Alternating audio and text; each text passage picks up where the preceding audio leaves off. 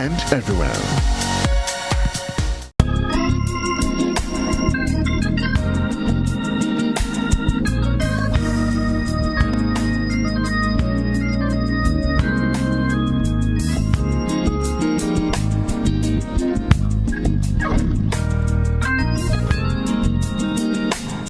Oui Culture comes to you compliments Hoppers and Grenada Paper Products, manufacturers of Royal, Horizon and Quick and Easy paper towels and napkins.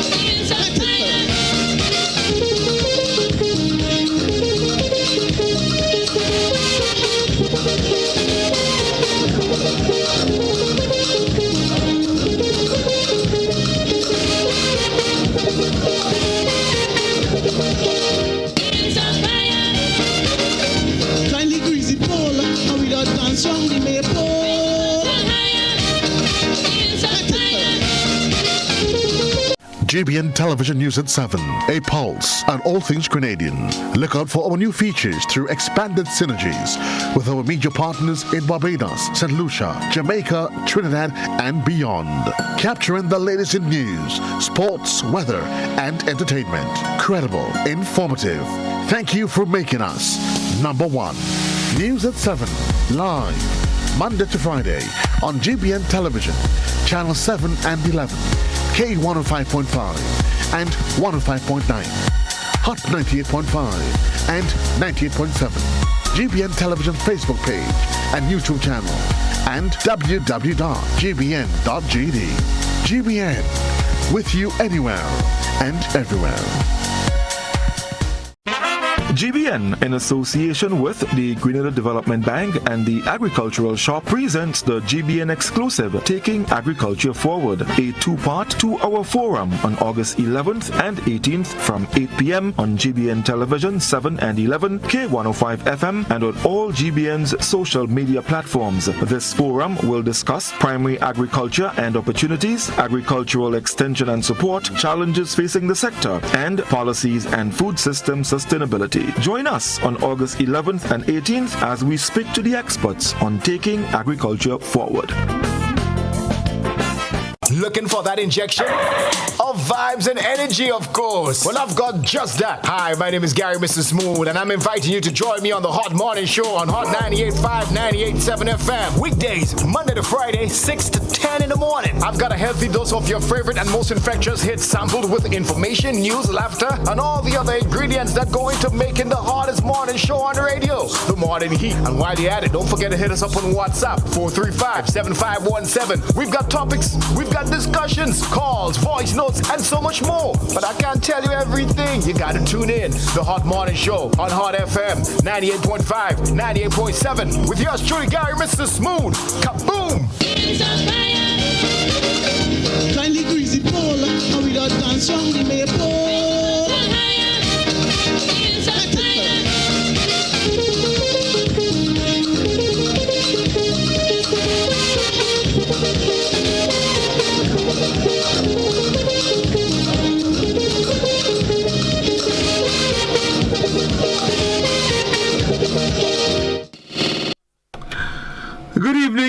Good evening, everybody, and welcome back to Oui Culture.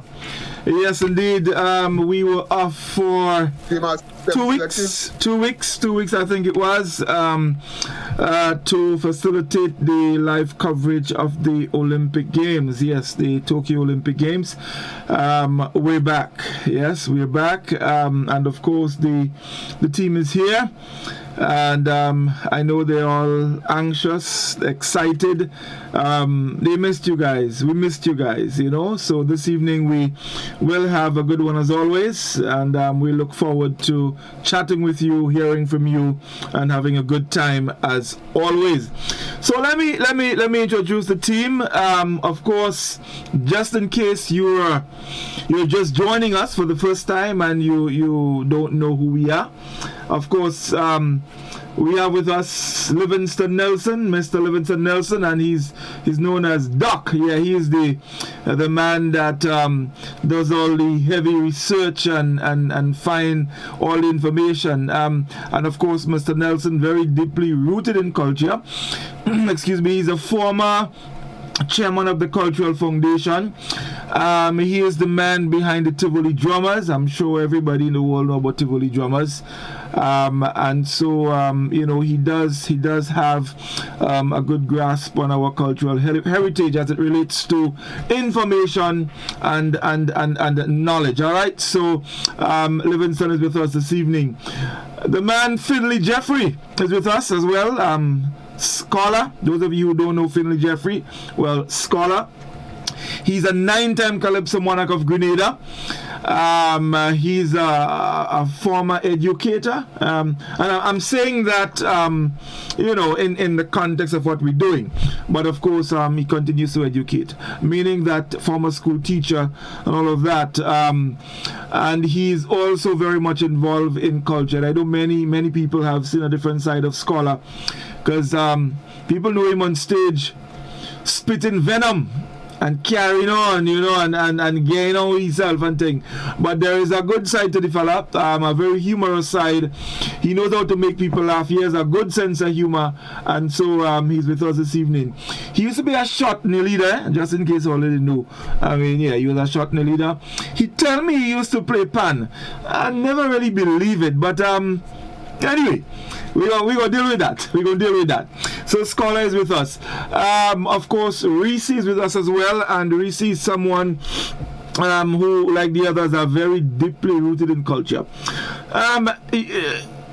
some years ago, in 2009, I think that was the period when using a video footage in our competitions, calypso and soca competitions, actually came into being in a big way.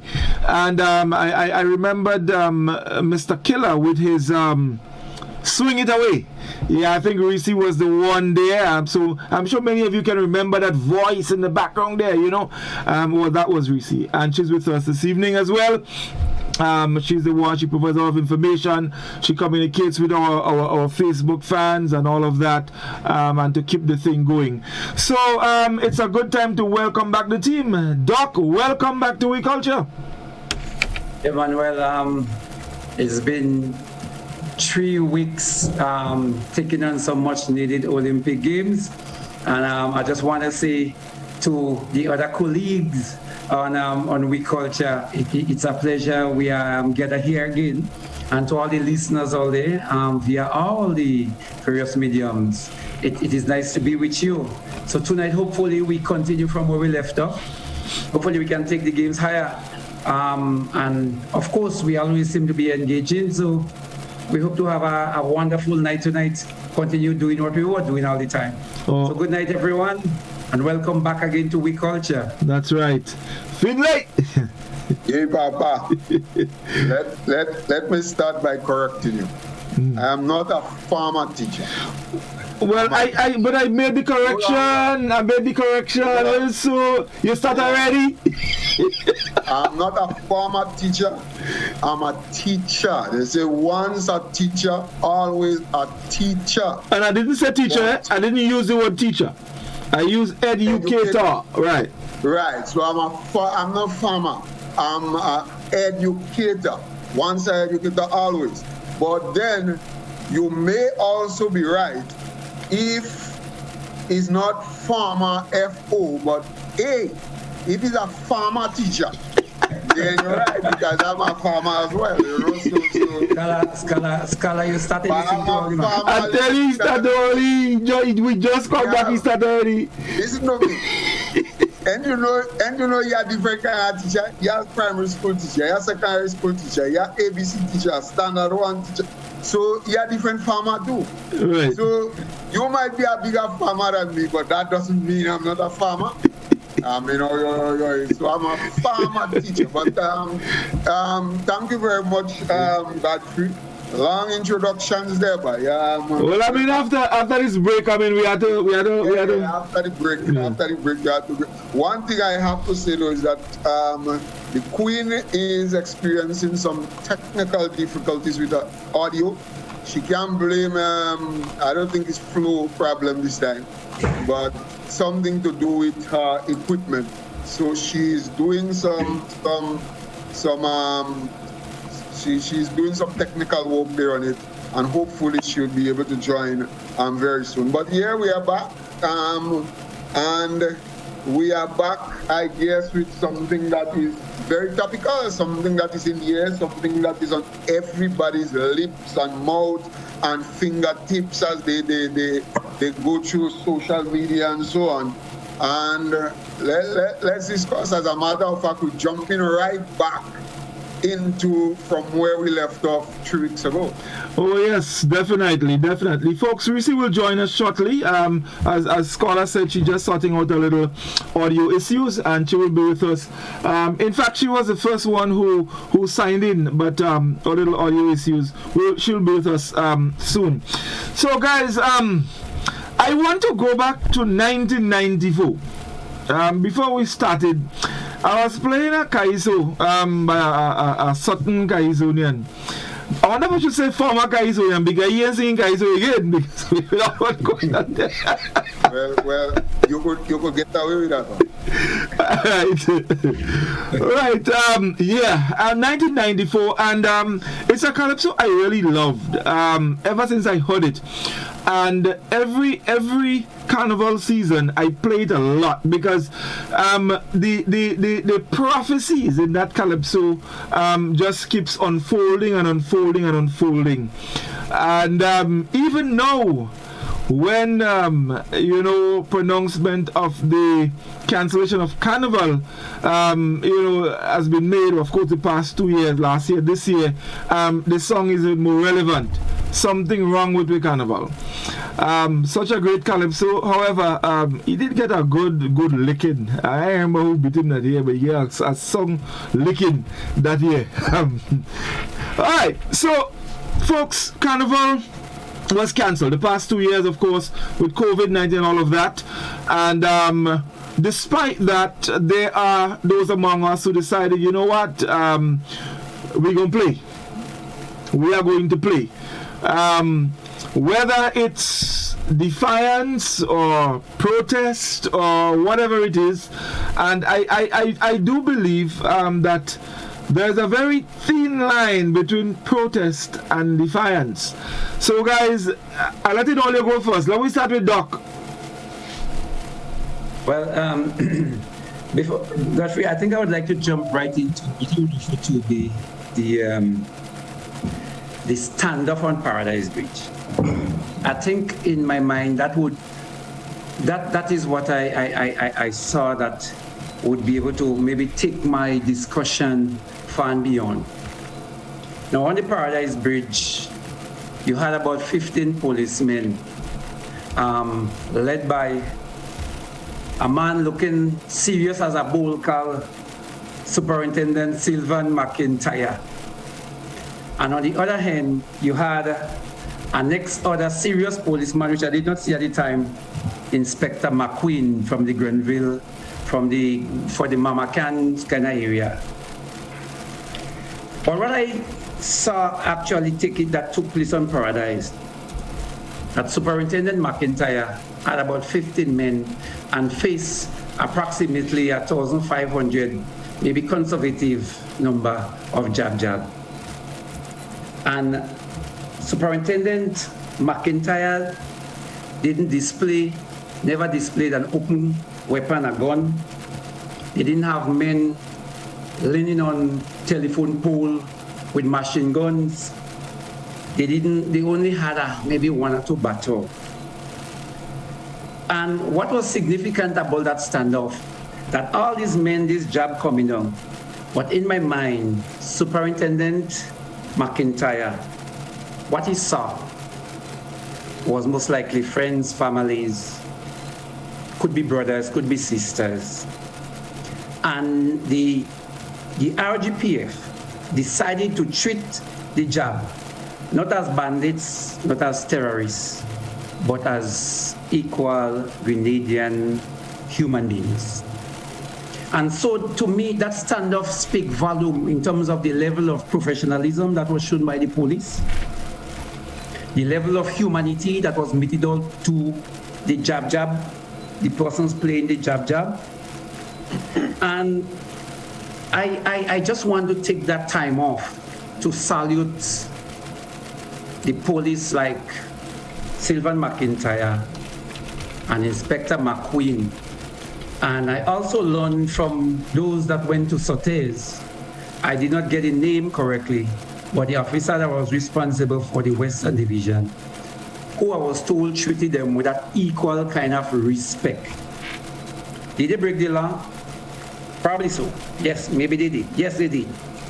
And on the other hand, the jab they were coming down. The idea was that the police was on the firing line, but the jab showed a level of restraint. It was so easy for 1,500 jab to probably push and to break that fortification and to enter Grenville. But I think what the jab was showing was a defiance, not against the police, but those that they saw was responsible for trampling on the culture, that really getting them to second-class citizens. And so I think maybe not all, but a large majority of the persons that were chanting on the street, and you heard the chants, they had a different mindset, not to disrespect the police, but to leave it as it is, because I think the point was already made. So as I said, I wouldn't go beyond much, but I would like to compliment the RGPF for the stand they took, because when you look at the neighboring islands and the response to less crowd, I think that the Grenadian police should be saluted for the way they dealt with. And to me, for one time, I see a level of independence shown by the police, and I definitely would like to salute them and to applaud their effort in how they rein in and how they deal with those persons playing jab Monday morning and what I learned on Tuesday morning, also in Sotes and in St. David. So I would want to stop there for a while others while you go around the table, because there's a lot to be said. Twin Lake. Yeah. Well, Godfrey, 3 weeks ago, we ended our conversation speaking about the weekend jab. Yeah? And the fact that what we were seeing, it was very easy to tell that on the 2 days of cancellation of Carnival that was going to happen. Because leading up to the 2 days of cancellation, the jab was out in all the glory and splendor. So, I mean, the police was well prepared. You were well prepared. Dog was well prepared. Every child, the dog or the man played the thing was well prepared. Everybody knew that this was going to happen. There was not a single, the Prime Minister knew that this was going to happen, because all you had to do was just follow the trend. And we spoke about it 3 weeks ago, that Doc went back, he drilled into what it was. Was it defiance? Was it that it was the fans, but the fans because of what? Because the Carnival is taken, or the fans because of all of the issues that were coming together and people couldn't take it? Was it the fans because people were frustrated because of the lockdown and so on? We spoke of all of this. But I think, Godfrey, and last year we spoke of how the jab, not just that the jab played, but how the jab played. Because it was out of the ordinary, extraordinary, and a lot of people had never seen the jab play like that before. We had a lot of complaints of the obscenities, the vulgarity. In fact, even the Prime Minister went on in Parliament and he said, "Oh, I'm sorry, Prime Minister, that's what he was hearing, I'm sorry," and all this kind of thing that made that ring pan over social media and so on. And if that was bad last year, yeah, I don't know what we witnessed this year. All right? The level that the jab, it was not just that the jab played. It was not just that the jab fied the cancellation of Carnival. It was the way in which the jab played and the chance that the jab made. I saw jab doing all kind of things that I never see jab do before. I see a jab pouring beer in Uncle Gary mouth, the statue. Giving Uncle Gary statue beer and cussing Uncle Gary statue. Strange things. And you have to take this and put them into context. What we saw was defiance, such as we've never seen it before. Mm-hmm. We've never seen such defiance before. What we saw was a total level of what we call jab. Well, we know jab already, and usually jab will disrespect police, not openly, but in their chants and so on, and all the yay and so on. But I don't think I've ever seen and ever heard that level of verbal thing going against any leader of Grenada ever. And so we have to take this into context. What was that? What really was that? And this is a question that I really want to ask. What really was this? What did we witness? Doc, what was that? Well, I think, I was using thinking about that one time. And I said, some people want to look at the incidents, those incidents that happened just before Carnival. But I think it's a culmination of a lot of things. And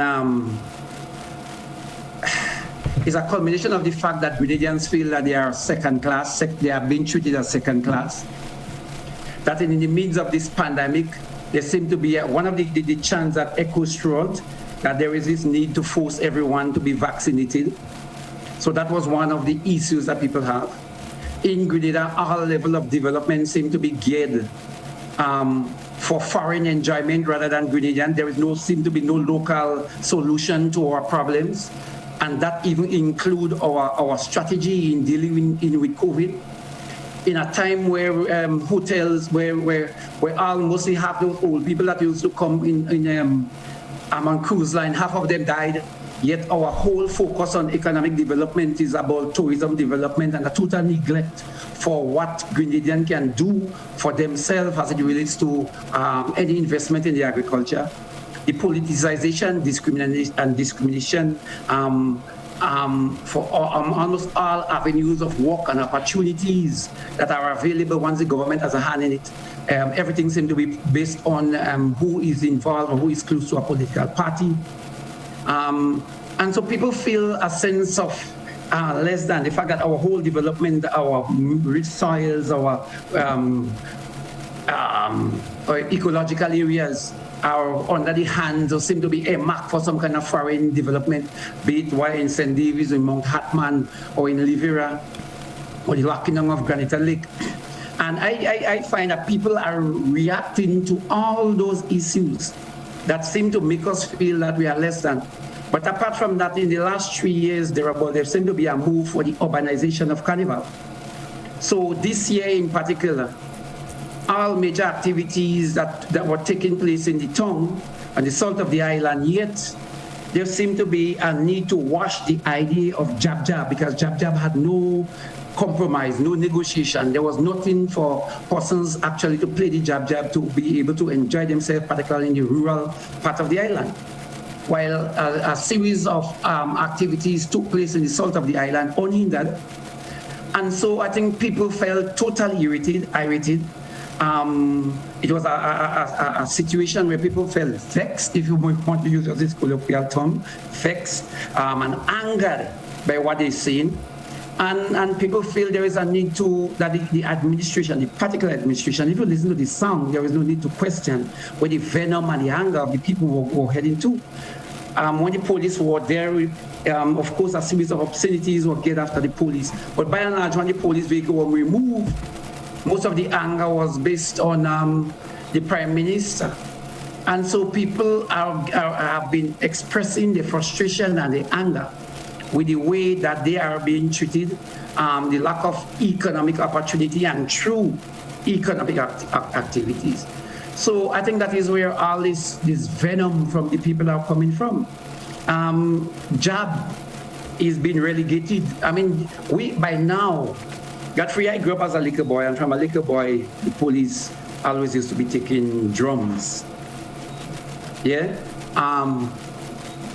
It always used to be taking drums, and it seemed to be a need. It seemed to be that trust that something about the drum is affecting the psyche of the authorities, and so I am.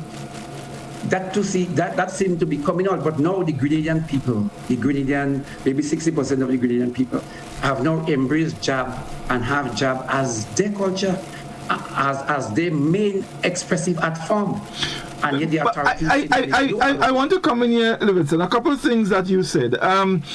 One that struck me, you said that there seemed to be this whole move to get, in other words, Carnival away from the outer parishes and into town.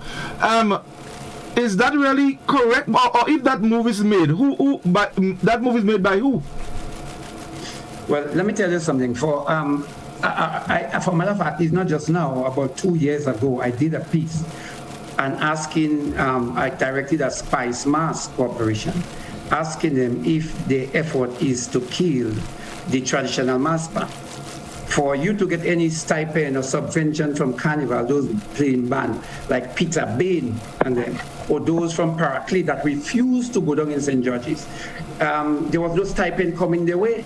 Peter Bain had to go in St. George's twice in order to get stipend. There was a need that you have to go to St. George's in order to parade. So I had coined that. And as I said way before now, what I refer to as the urbanization of Carnival, where everything had to be in the salt of the island. So the record is there, the writing is there. I can't really put it up right now, but it is there. And the bands, even speaking to some of the guys and them that play Shatney, like Lakey and them, if they don't go down to St. George's, there was no stipend to be given to the bands for playing. So there has that move was there a while now, as I said, 3 to 4 years now, with the effort to urbanize Carnival. They believe that the main parade route should be in St. George's. And I hold here, as somebody, I hold here, that Carnival is not for tourists. Okay, let's just receive. Yeah, no. Let me just say, I am saying that Carnival is not for the tourists. Carnival is for Grenadians. The tourists must come and share. The tourists can come and enjoy. But the first group of persons Carnival are for the Grenadian people. And so this whole move to bring it and make it as a complete total tourist product has been met with some kind of resistance. So I say all these efforts have been showing. All right, let's Risi seemed to have joined us. Risi, are you hearing us well? Are you with us? Yeah, I'm hearing you guys. All right. Now, don't get to despondent, man. Don't worry. We understand what's going on. The people want to hear you. As loud as I would like it, but I'm hearing you all. Right. Well, we hear you clear. Well, we're happy to have you back, and I know the people were looking forward to seeing the Queen. So, you have to tell the people something. You can't just sit down there and... Yes, I was looking forward to... I think I was the first person to sign in. I said so. Mm-hmm. And I don't know. It seems like I am plagued. I don't know if there's something. What's your society? The Sukuya society or the? No Sukuya. The big hand and them you put on your head to go to work. God, listen. Don't go there. And I wanna, oli, I wanna, She don't do it. I didn't want you. What do you want me with? I didn't want you until you they will clip your wings. Yes. Right. Yes. You want me when I reach. When you saw me, that's what you want me. Well, yeah, God, you wanna see you? Okay. So Godfrey, we don't have break today, no? Yeah, we're going to the break now. Actually, we're going to take a lot of break. I want to just bring in Risi as she just joined us. So we're taking a break now, and when we come back, then we'll get back into discussion. So stay with us, folks. We'll be with you in just a moment.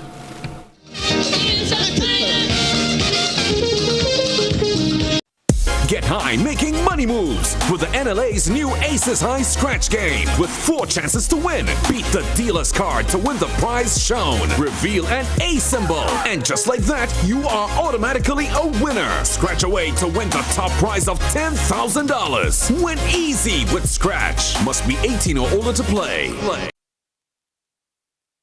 Good evening, viewers and listeners. Welcome to the National Lotteries Authority's Daily Pick 3 Evening Draw. For today, Friday, August 13th, 2021. I am Anisha Charles. With me this evening is Ms. Priscilla Barry from PKF Accountants and Business Advisors, whose purpose is to ensure that the show is conducted in a fair and accountable manner, and begin balls with industry standards and in a way stamped with. Let's time for tickets at hand. It's Daily Pick 3. It pays to play. Good luck. First up for this evening is check your tickets in the meantime. First number is 3, second number is 6, third and final number. number is 5. Let's recap the numbers. Numbers on the screen. First number up is 3. The second, 6. Third and final is 5. So that's 3, 6, and 5. Congratulations, all winners. Stay tuned, get the daily cash flow drop next. We'll see you soon. Tick, tock, toe. I win. Feel like a big kid again when you play NLA's new scratch game, Tic-Tac-Toe. It's instant cash on the go. Reveal 3 X's or 3 O's in the same row, column, or diagonally, and win the prizes shown, or as much as $5,000. Win easy with Scratch. Must be 18 or older to play. Tic-Tac-Toe, please. Give me a tic-tac-toe, please. Tic-Tac-Toe, please. Welcome back, everyone, to another Daily Cash for Evening Draw for today, Friday, August 13th, 2021. I am Anisha Charles. With me again is Ms. Priscilla Barry from PKF Accountants and Business Advisors, whose purpose is to ensure that this is conducted in an accountable manner, and the game balls with industry standards and in a way stamped with. This time, show tickets at hand. It's Daily Cash for more plays, bigger prizes. Let's find out what this evening's winning numbers will be. Good luck. First number this evening is, check your tickets in the meantime. First number up is 8. Second number is also 8. Third number up. Third number is 7. Fourth and final number is 7. Let's recap those numbers. Numbers on the screen. First number up is 8. The second, 8. Third, 7. Fourth and final is 7. So that's 8, 8, 7, and 7. Congratulations, all winners. Stay tuned, get to play with you up next. We'll see you soon. Win more with the NLA's Daily Cash Fall. Every day with more plays and bigger prizes to be won. It's a 4-digit game with all the bet types you already know and much, much more. From 0000 to 9999. Choose your 4 numbers and place your bet from 11 different bet types. Choose from inline, 4 different mixes, first 3, last 3, and 4 different backup options too. Best of all, it starts at just $1, except for backups, which starts at $2. Win as much as $5,000 with a $1 inline bet and as much as $6,200 in a $2 backup bet. Imagine $50,000 for a winning $10 inline bet. There's definitely more to win with the Daily Cash 4. More plays, bigger prizes. Twice per day, Mondays to Saturdays. Must be 18 and over to participate. NLA, making your dreams come true while supporting sports, culture, and nation building. Welcome back, everyone, to another Playway Evening Draw for today, Friday, August 13th, 2021. I am Nisha Charles. With me again is Ms. Priscilla Barry from PKF Accountants and Business Advisors, whose purpose is to ensure that this show is conducted in an accountable manner and the game balls with industry standards and in a way stamped with. Let's play Playway, value your dreams, so in your way. Good luck. This evening's winning Playway number is, check your tickets. Winning player number is 19. Let's recap the number 1919. 19 represents dream symbol, blood. Congratulations, all the winners of this evening's Playway draw. Tune in later on for the lotto draw. This evening we're playing for a jackpot of $118,000. We'll see you then. I'm a winner. You are winner. We are winners. Winners. It's the big one. Grenada. Imagine winning $25,000 and up to 6 times by scratching just 1 little ticket. Get your triple cash scratch tickets for a chance to live your best life. Win easy with Scratch. For just $3, match any of your numbers to any of the winning numbers and win the prize shown for that number. Reveal a money back symbol and win the prize instantly. Triple cash scratch in stores now. Must be 18 or older to play. Cause I'm a winner. From the moment that I get up, I'm feeling right. Hubbard's big promotion is back. Live free for 1 year. Spend $50 or more in any Hubbard's department and receive a chance to win big prizes every month. Property or vehicle insurance for 1 year. Free internet, cable, and data for 1 year. Free fuel for 1 year. Free cooking gas for 1 year. Free electricity for 1 year. Free drinks for 1 year. Extra cash account and the big free groceries for 1 year. Promotion runs from April 1st to September 30th, 2021.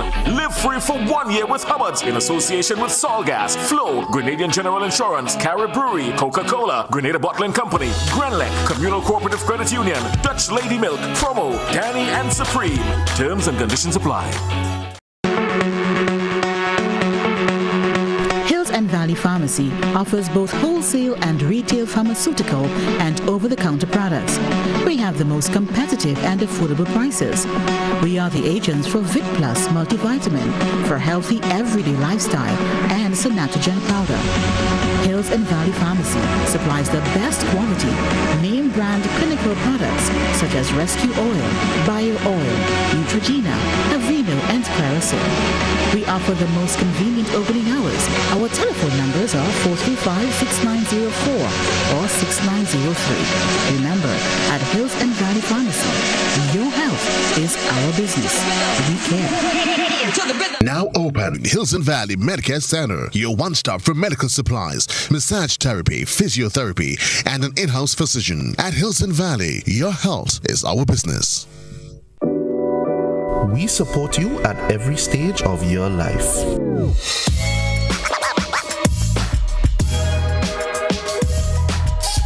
For business.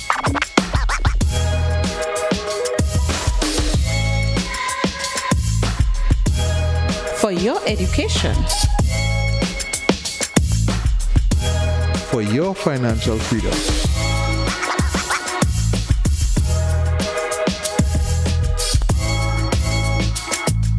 For that new ride. Upgrade your life with the Communal. Contact us today.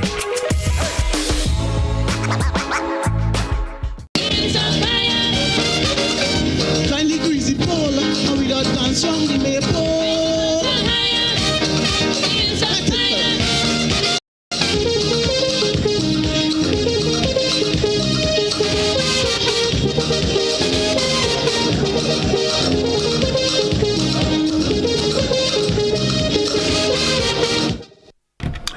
Welcome back, folks. It's We Culture, and we're happy to have you. Risi has joined us. Risi, I don't know if you were able to follow some of the comments that, or the opening comments by Doc and Scholar, but basically, they made some quick reference to what happened on what was supposed or what is normally Carnival Monday and Tuesday, and of course, the people who are involved in the placing of oil on their skins and beating plastic drums and using vile language in the street. So your comments on some of those activities.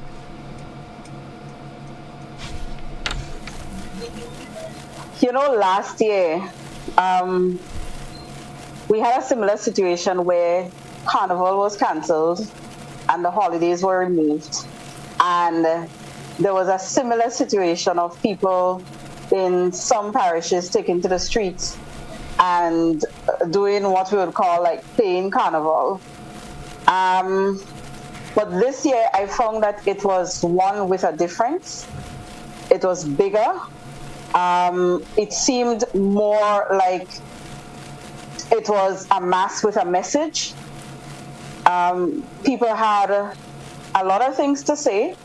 And in a lot of ways, I try to look more at the content and not so much the words used, the whole essence behind it. And it seemed like they had a message. And the message was one mainly of anti-government, anti-vaccine, anti-no local carnival, that sort of thing. So I thought that it was very strong. It was very powerful.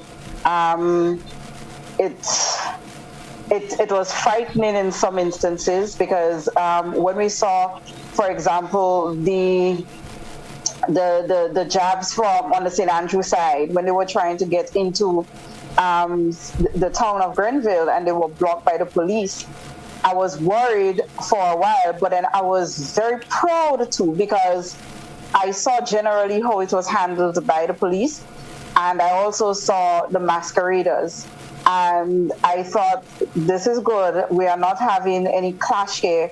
Nobody's fighting. Nobody's trying to hit anybody and all of that. In other words, I saw some level of conflict resolution happening. And I saw how Sergeant McIntyre, superintendent it is, I'm not sure.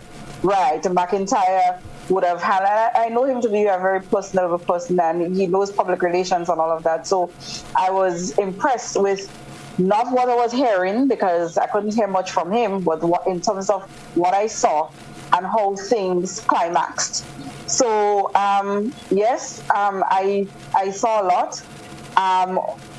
It may be dubbed as act of defiance in terms of, the jabs coming out, that there was actually carnival-like activities happening on the streets. But as I said before, it seemed like it was something where it was one with a message.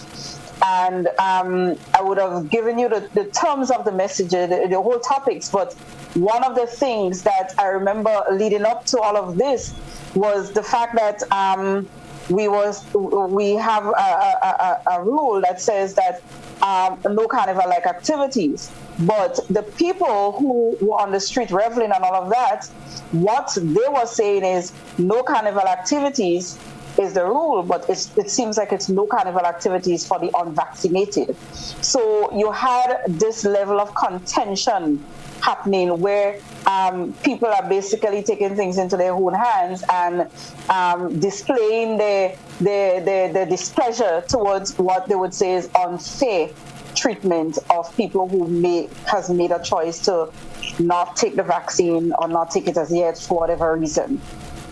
So I think we can't just look at it as if like it was just people playing mass. Yes, there was that, but it seems like it was also a lot of unhappiness, disgruntledness, and sort of like a fight back that was happening. Showing, as some of them say, 15 people in power and associates that there are 100 of 1,000 of people on the outside who, as they say, are responsible for them being in power. So I saw a very political kind of climate. I saw a very social climate that was one where it speaks to unfairness and all of that and defiance and, But I'm still happy that, the 2 days has passed and I haven't really heard of any major issue, any death or, these kinds of things. And we're praying that there wasn't COVID in the crowd and we wouldn't have any community spread and everything would be okay. Right. Scholar, let me put this to you. Livingston made mention of, and I thought it was very broad, and you can correct me here, Doc, if I missed something, that the general mood of the Grenadian people, I thought that was broad. My question, do you think that's, in the context, do you think that's the general feeling of the Grenadian populace? Or just people who are in opposition to what is happening and people who just want to play mass? Godfrey, that is a very, very good question. And as a matter of fact, this is the question that is playing on many people's mind. By extrapolation, what will happen? What does that indicate or signify for the future? Because here we have it. If we say that this was the general feeling, and the general atmosphere, and a lot of what most of Doc has articulated, you get that sense because we're in this country, and all of those are issues, all of those are topical. You follow social media, they are there. All of the issues that we should have articulated about some vaccinated and some unvaccinated. Vaccinated can play, unvaccinated can have. Don't have to be unvaccinated could have something. As a matter of fact, I saw a news story where even Minister Anthony Boston would have spoken about it. And the fact that if you have no carnival activities, you have no carnival activities. Not vaccinated. If you're vaccinated, you could do things. And what you could do things and bring it down only the vaccinated and the unvaccinated shouldn't have. So those issues and all of the issues that they are there, they are rolling around in the Grenadian atmosphere. The thing is, job seems to be the vehicle that was used, and so it raises the question: when that vehicle is parked, what happens? What happens? Would that, or would they find another vehicle to launch the protest? Because the thing is that those things were swirling around for a long time. So it seems, if we are saying that they waited and they waited and they beat the time and they beat the time until they could find that vehicle, which is Chop Job. So based on extrapolation, we would expect that they would take every and all things once again until they can jump on that vehicle next year, August. Basically, why is it that or is it that job is just built for protest, and so that is the vehicle that they can use? You know, when people seek to analyze what happened, and that's why I asked the question, what really happened?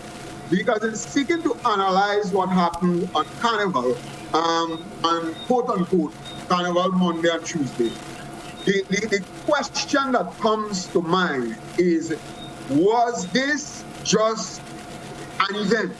Was this a drop in the pond, and this will go away? Or is this a defiance that we can see raising its head and setting a tone? And if that is the case, then we're in bad business, right? And so this is what people are sort of questioning and wondering to themselves, because that defiance that we saw on Monday and Tuesday, right?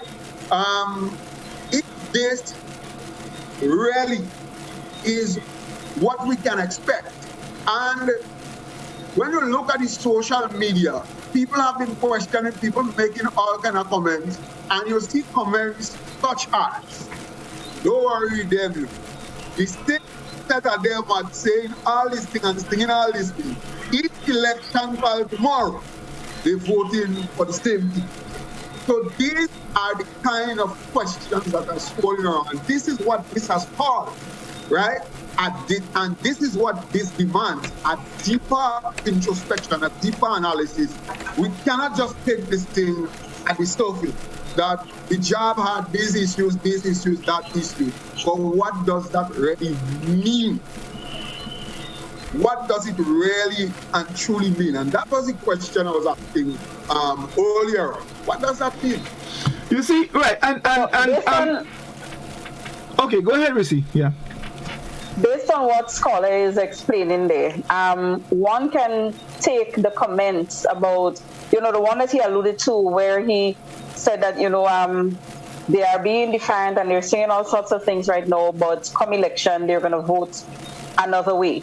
They're going to vote the same way, right? I think, it, as he said, it's a lot of introspection here. Maybe it means that the people have stood up because they are upset in the moment. And, later on, come election time, they may not be so as upset. Maybe they might be pacified, maybe things might be remedied, maybe, I don't know. But, it's possible that maybe, as you said, and as the person who made the comment probably alluding to, maybe it's because they're upset in the moment. It is said that Grenadians are a set of people that forget easily. So maybe that's why. You see, my thing is yes, you use the jab and you throw all kind of things out there, the obscenities, the anger, the whatever it is. My question is, and you see, I want to put it into context. That thin line between defiance and protest. Now, to me, and I'm looking at this thing here, in a very, very instructive way. When there is a protest, there are issues. There are real issues that people have problems with, and they go out there and they continue to press for a change in the issues. Right. A lot of the issues that Doc made reference to, a lot of these issues have been around for a very, very long time. Some of these issues were around, people reacted, and then, as Scholar said, some people think that they would go back the same way, and we have seen it happen before.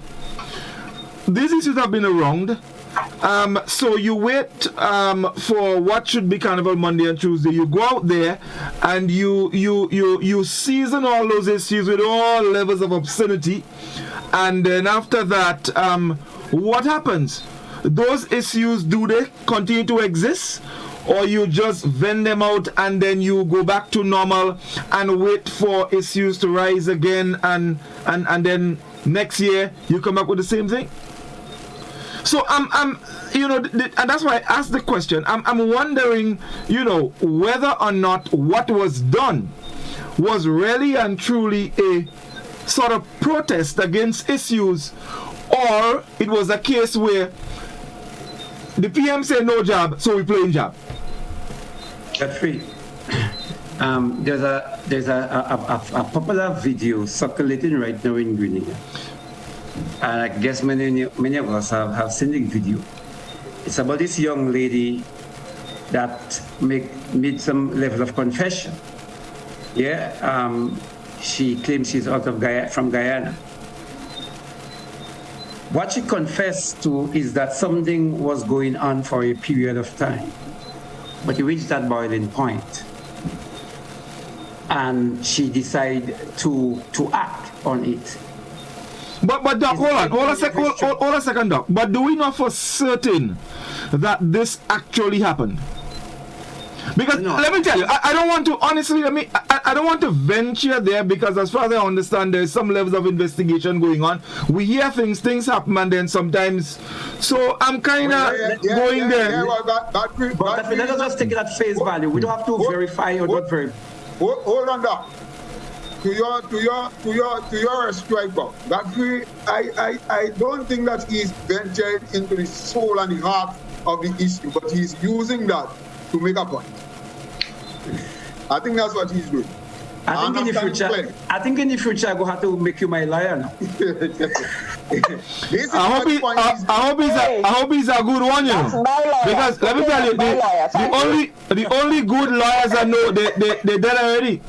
They could defend you from everything. But anyway, guys, you know what? Let's take the break. And we're gonna come back. So we take the break now, and we back in a moment. Kindly greasy ball. I'm a winner. You are winner. We are winners. It's the big one. Grenada Imagine winning $25,000 and up to 6 times by scratching just one lotto ticket. Get your triple cash scratch tickets for a chance to live your best life. Win easy with Scratch. For just $3, match any of your numbers to any of the winning numbers and win the prize shown for that number. Reveal a money back symbol and win the prize instantly. Triple cash scratch in stores now. Must be 18 or older to play. Cause I'm a winner. From the moment that I get up, I'm feeling right. A pleasant evening to everyone. Welcome to the National Lotteries Authority's Lotto Draw number 3248 for today, Friday, August 13th, 2021. I am Anisha Charles.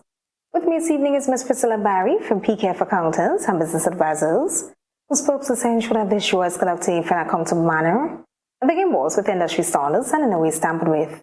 This time, your tickets at hand because we are about to play for a jackpot of $118,000. But first, your free ticket letter. Good luck.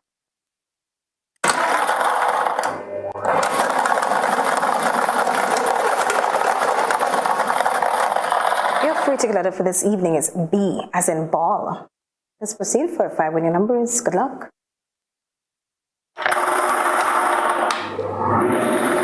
This evening is check your tickets in the meantime. First number up is 28. Second number. Second number is 29. Third number up. Third number is 30, followed by 23. Fifth and final number. Final number is 31. Let's recap those numbers. Check your tickets. First number up is 28. The second, 29. Third, 30, followed by 23. Fifth and final is 31. So that's 28, 28, 29, 29, 30, 30, 23, 23, and 31, 31. Your free ticket letter for this evening is B, as in ball. Congratulations to all the winners of this evening's Lotto Draw. Lotto, play and win a lot. Really play all the games of the National Lotteries Authority, support sports, culture, and nation building. Thanks for joining us. Have a wonderful evening. Get high making money moves with the NLA's new Aces High Scratch game with 4 chances to win. Beat the dealer's card to win the prize shown. Reveal an A symbol. And just like that, you are automatically a winner. Scratch away to win the top prize of $10,000. Win easy with Scratch. Must be 18 or older to play. Hubbard's big promotion is back. Live free for 1 year. Spend $50 or more in any Hubbard's department and receive a chance to win big prizes every month. Property or vehicle insurance for 1 year. Free internet, cable, and data for 1 year. Free fuel for 1 year. Free cooking gas for 1 year. Free electricity for 1 year. Free drinks for 1 year. Extra cash account and the big free groceries for 1 year. Promotion runs from April 1st to September 30th, 2021. Live free for 1 year with Hubbard's in association with Solgas, Flow, Grenadian General Insurance, Carib Brewery, Coca-Cola, Grenada Bottling Company, Grenlec, Communal Cooperative Credit Union, Dutch Lady Milk, Promo, Danny, and Supreme. Terms and conditions apply. GBN, in association with the Grenada Development Bank and the Agricultural Shop, presents the GBN exclusive Taking Agriculture Forward, a 2-part 2-hour forum on August 11th and 18th from 8 p.m. on GBN Television 7 and 11, K105 FM, and on all GBN's social media platforms. This forum will discuss primary agriculture and opportunities, agricultural extension and support, challenges facing the sector, and policies and food system sustainability. Join us on August 11th and 18th as we speak to the experts on taking agriculture forward. Hey folks, you're invited to tune in to Grenada Music to the World program hosted by Eugene Gittens on Saturday mornings from 10 a.m. to 12 noon on Classic Radio 105.5, 105.9, Hot FM 98.5, 98.7, GBN TV, and all their social media platforms. The only totally local music program in Grenada, representing all genres of music. So it's Green's Music to the World on Saturday mornings from 10 a.m. to 12 noon on GBN with the music icon himself, Mr. Eugene Gittens. See you then.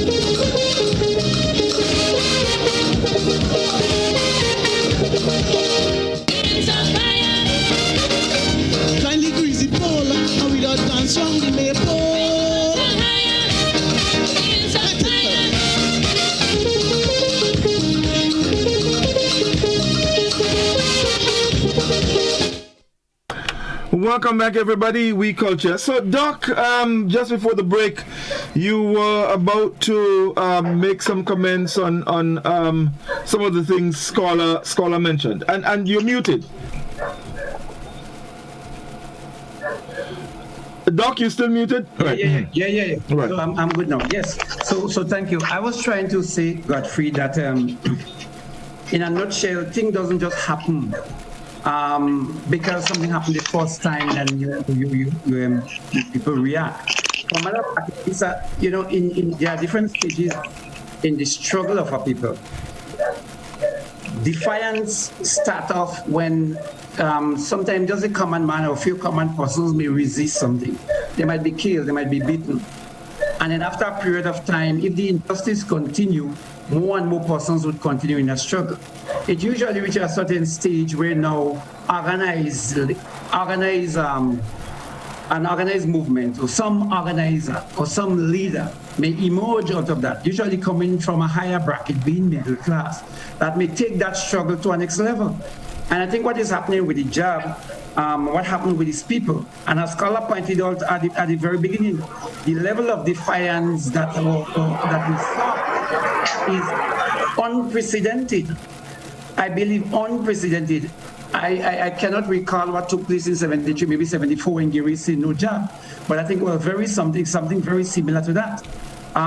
So I think people are ready to not just to sit down and bury that, but a seed has been planted. Every time a chant, a demonstration, or a song comes out that is popular, that song, that message is implanted in the minds of people. So, like example, when Jab Balassi came out, that I believe that was one of the songs that probably was planted in the minds of persons and made NDC probably irrelevant. So I think it's the same thing that is happening in the revolution when people Gary must go. People didn't have a clue what Gary was, why Gary was bad, why Gary was wicked. But Gary must go. That chant echoed so much that people start saying Gary ain't good, Gary this, Gary that. And if you put them in a corner and you ask them, what did Gary do? Most persons were unable to answer it. But that was a seed that was planted. So in this carnival, the seeds are being planted that vaccination or the treatment by the unvaccinated is unwarranted. The seeds are planted that the present administration is not good for the psyche, for the health, for the economy of Grenada. So the seeds are planted. Now the next stage, who would come in, what organization would come in and capture that energy and that fervor of the people and take it forward, has to be seen, is left to be seen. You see, and this is where my question usually comes in. When you make the point that whether or not somebody's going to come and take this thing of the people, and this is where I want definition. Because you see, I am wondering, and Scholar made the point earlier, I am wondering if the people that we're referring here to or hear about is a minority or people who are just in opposition to an administration. I don't think they're in the minority, Godfrey. But also remember, I said there are stages, and the first stage, and there is no going back. There is no going back. Anytime a movement reaches that, there is no going back. It's just that it takes an organization or an organized person to champion that level of energy or defiance that is taking place. There is no going back. So whether it would be this year, next year, I don't know. I cannot say. But if you have, if it's not a minority and it's a majority, then why is it important to have someone come in and take that and go with it and have it organized? Because with every struggle, a leader emerges. Without a leadership, the struggle is not. Scholar, come in. Before I come in, Godfrey, I want to appeal to you that We Culture is back, and we have, I don't know if we're on Facebook, but we have left out our audience basically. And so I am making a pitch that we engage them before I even come in anyway. I agree with you. Right now, I'm asking to control the program. And so, folks, we're going to. Our telephone line is open. Actually, the number just for just to remind you, 435-2041. So we're inviting you to share your thoughts. We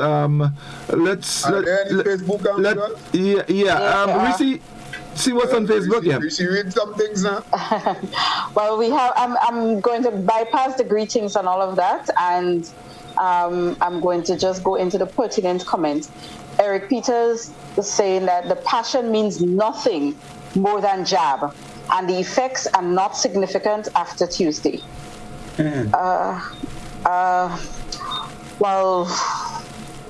Well, again, we had Jose saying good night, 3 and 1. I have to pick a bone with you guys because you all never said there wasn't going to be any shows for the next 2 weeks. I think it was a disrespect to your audience. I left work early and was disappointed where I could have made my overtime. Wow. And I agree with Jose. We should have done better. We could have done better. And on behalf of the 3, this one wants to apologize sincerely to you. But even before you do, I hope that Jose can find it in his heart to forgive the team, because the truth is that we ourselves, we knew very late. Yeah. If you could remember, it's not like we knew months in advance. Really, the Olympics came up, and then just before we had the opening ceremony, remember we had to have the thing, and then we got from that it was cancelled, and then we even thought that maybe we could still fit in some program, and then we realized no.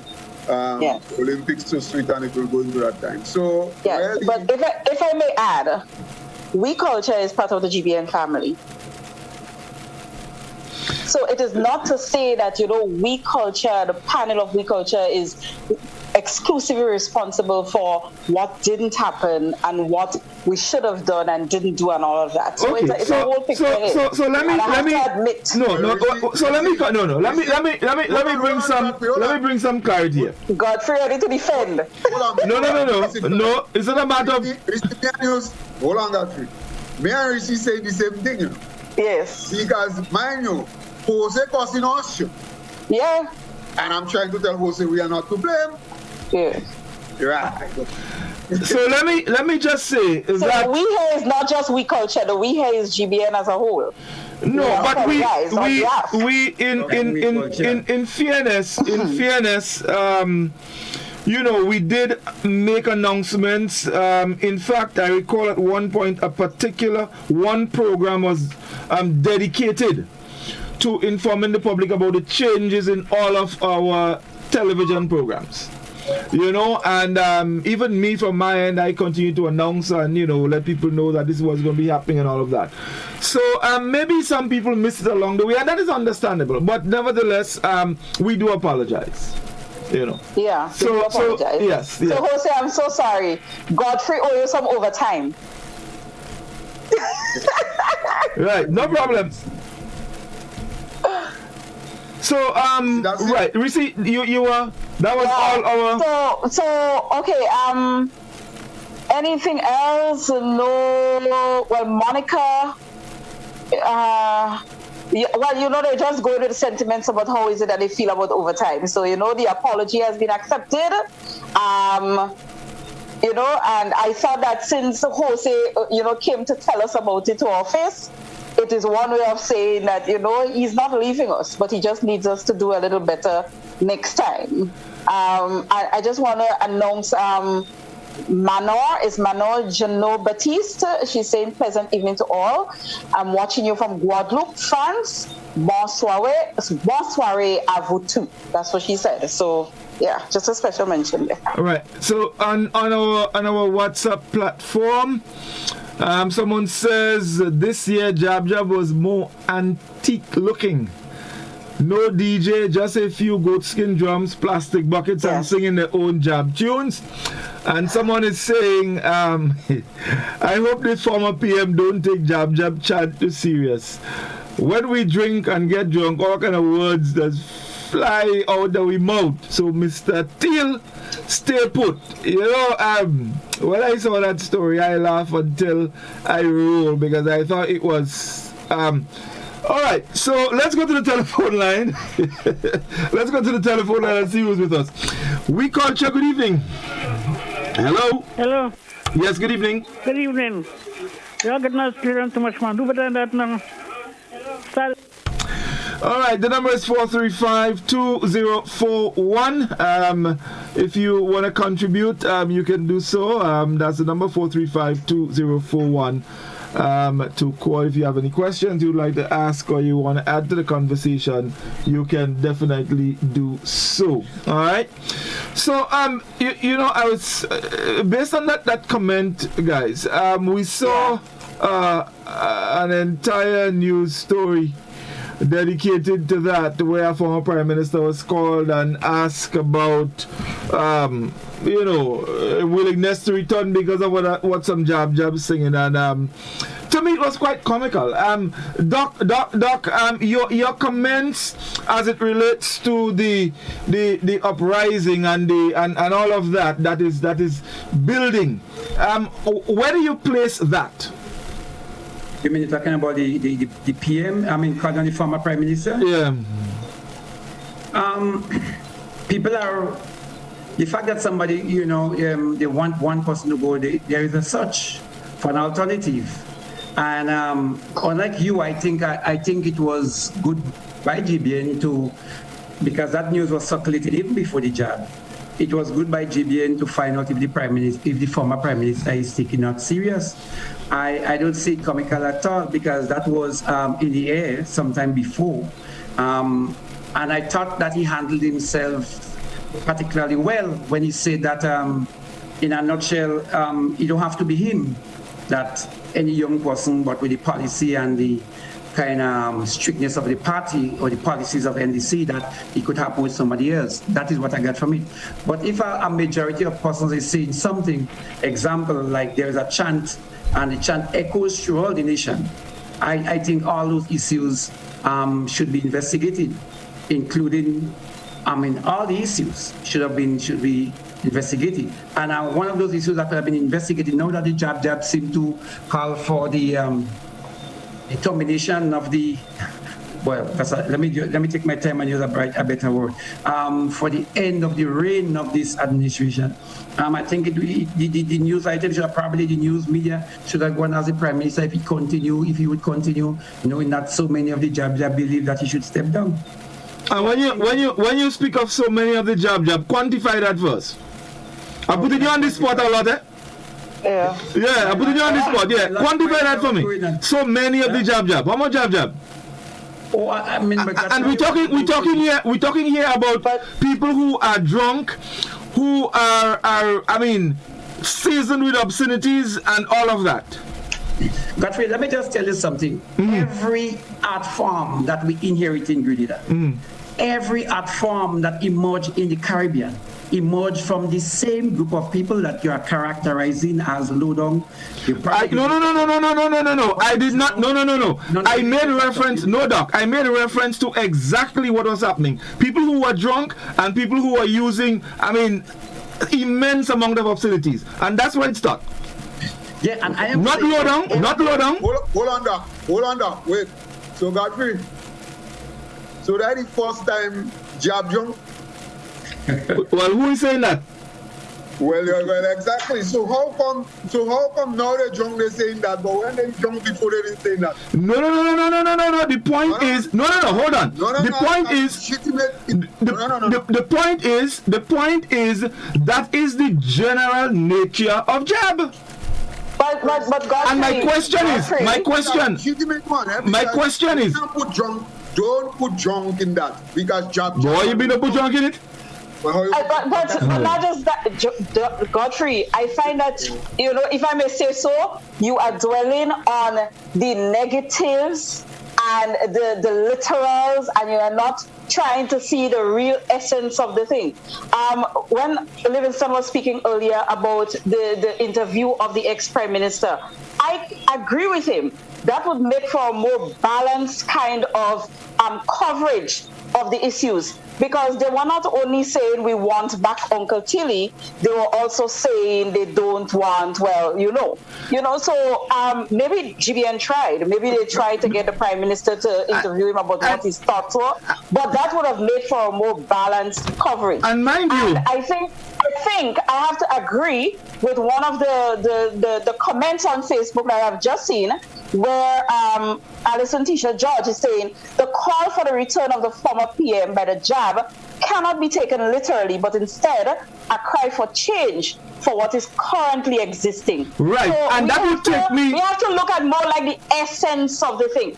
And yes, I'm not finished yet. This is not the war program, but I'm not finished yet. Anyways, the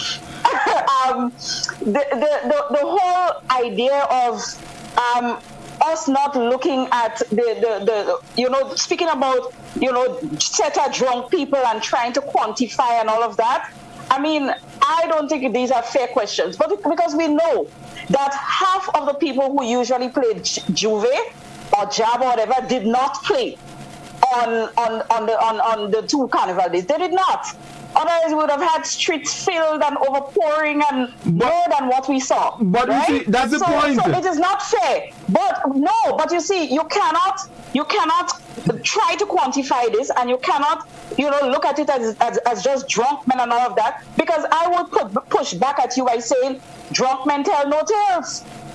I'll tell you this. Let me just go to the comment that the person made. The comment that the person on Facebook made. Hold on. The comment that the person on Facebook made. The call for the return of the former PM by the JAB cannot be taken literally, but instead a cry for change for what is currently existing. Now, and that takes me back to my original question. That cry for change by these people, is it a true reflection of what the Grenadian populace is thinking? That was my original question. It is a true reflection by a segment of the population. You don't have to exactly. What segment? What segment? Godfrey, let me and that is my issue when we generalize and say the people. No, Godfrey, what you are trying to determine is left to be determined on election day. It is not fair. What you are trying to determine today as to whether it's the majority or representation of the majority. You I have my point of view on the issue and you have yours. I respect yours. And I mean, you have to respect mine. You don't have to agree. But my issue, my main question. I really want to finish my thought. Really has to do with whether it is a true reflection of the Grenadian people, the Grenadian populace. That is this is what I want to determine. Probably you already see and I'm speaking too much, but anyway, go ahead. No, Pascal, why you always say that? Godfrey, listen, I just want to complete that thought.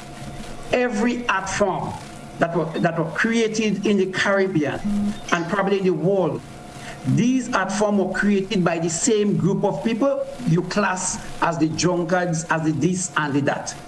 Be it in the pan people were relegated. Calypsonians were the domain of the dumb, the illiterates.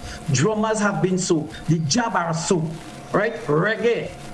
Every art form, later on, it was embraced by the middle class. It gives some substance and it grew to become part of our identity.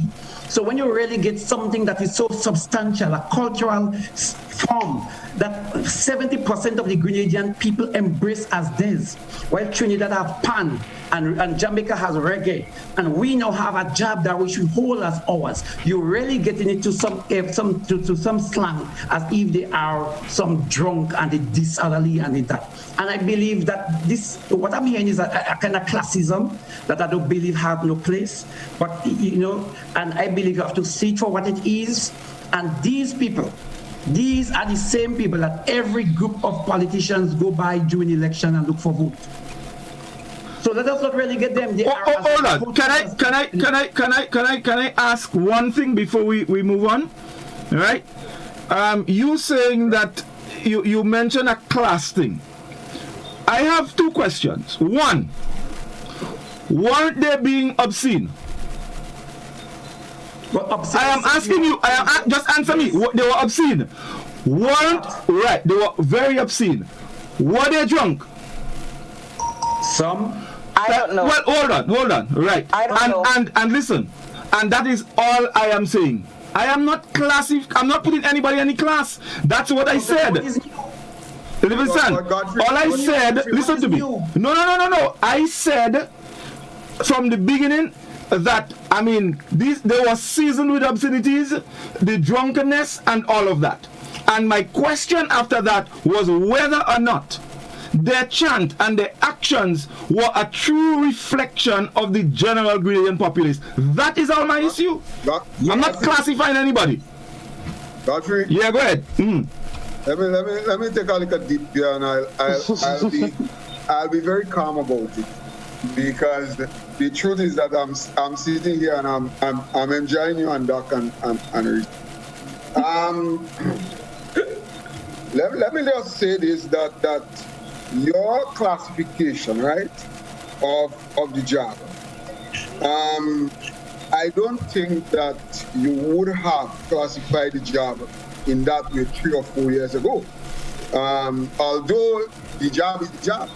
That's what the job does. Can I just butt in for a second, Scholar? I just want to butt in.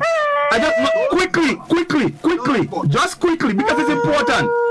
It's important. And I want to take you back, Scholar, to 1994. Let us dissect the lyrics of Something Wrong with the Carnival. The very same thing that I'm saying here is the same thing that was echoed in the lyrics of one of the most brilliant calypsos written. So they have always been that way. It doesn't mean it, because they have their place. They have their place, and I have no problem with that, you know. It doesn't mean that I have any against Jab, you know. You see, and I think you all misunderstand my point. My point is, based on all that was echoed, and it was coming from what Livingston said, when he spoke about the people. And what I am trying to find out is whether or not that what was said, right, by these people who have always been that way and will always been that way, and I have no problem with them being that way because that's who they are, but whether or not what they're saying is a true reflection of the general Grenadian populace. That is my question.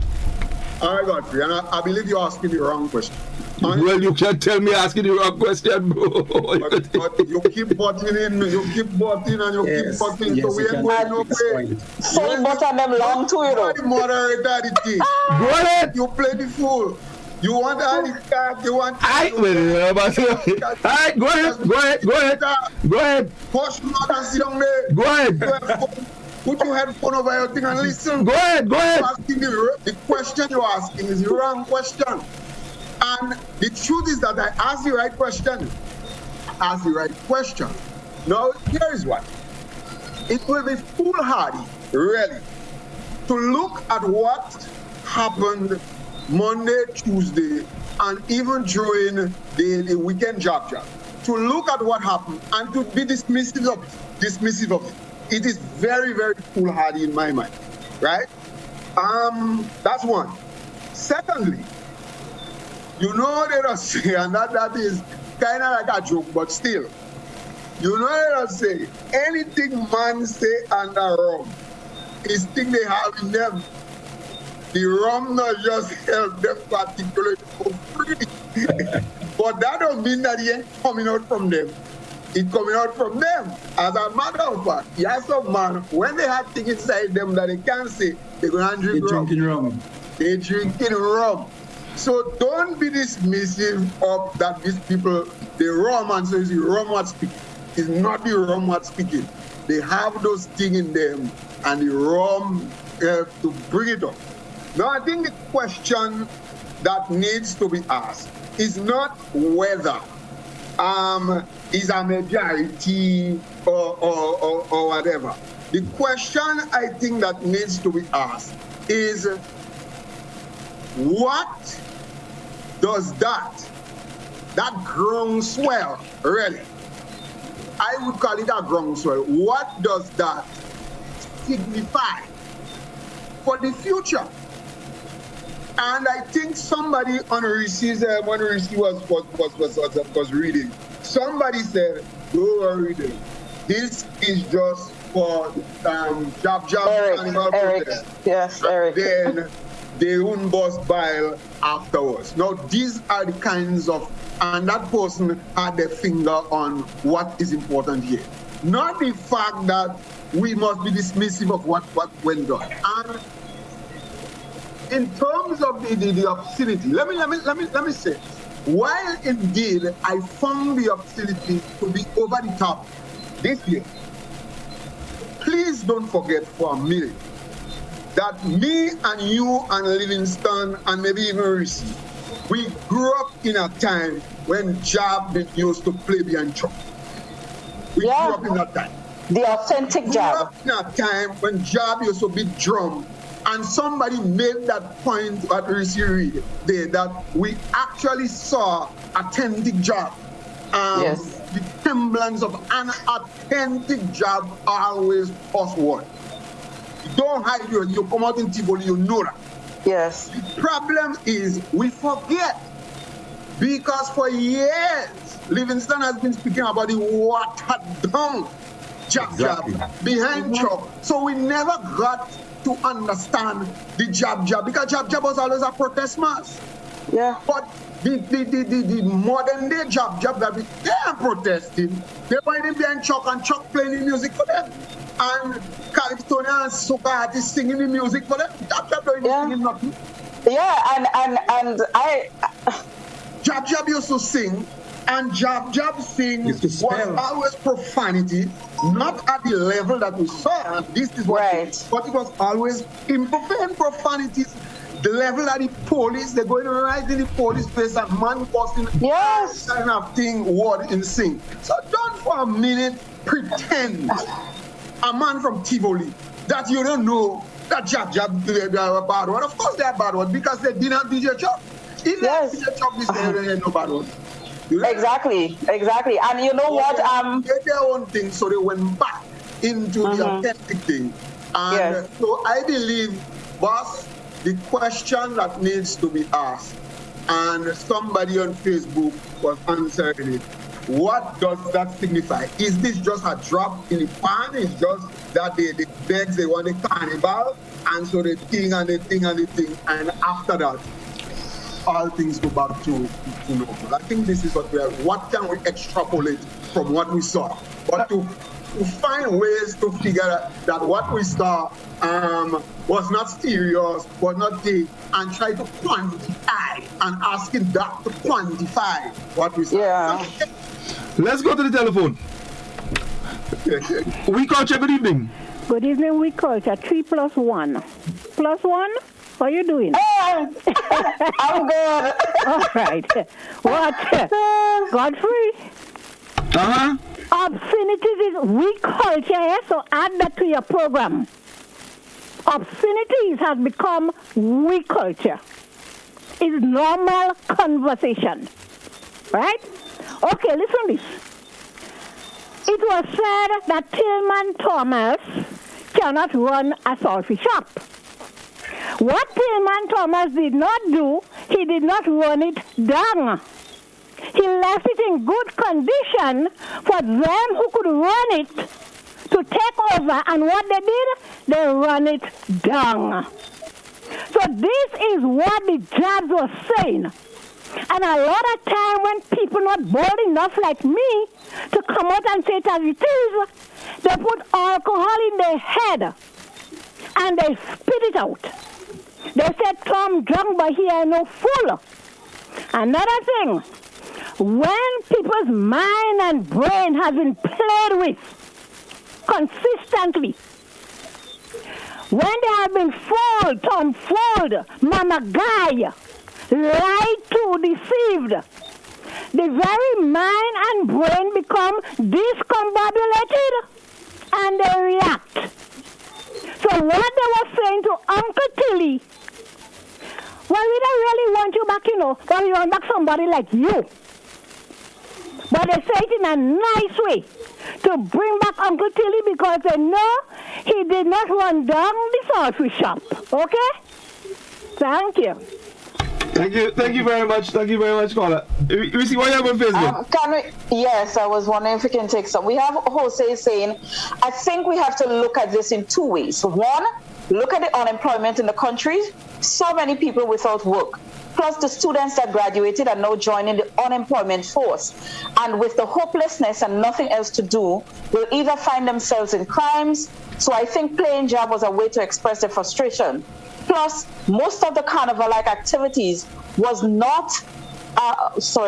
for vaccinated people, only which leaves the unvaccinated with nowhere to go. So in jab, vaccine or not vaccine, you can play a jab.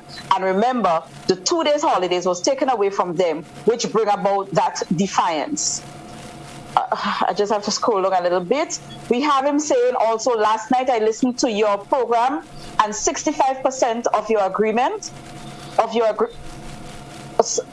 I was in disagreement with you and Alan, but we're still good. Leon Cummins is saying, when people said they wanted the old driver, there was not much query over that. Everybody would not sing the same song.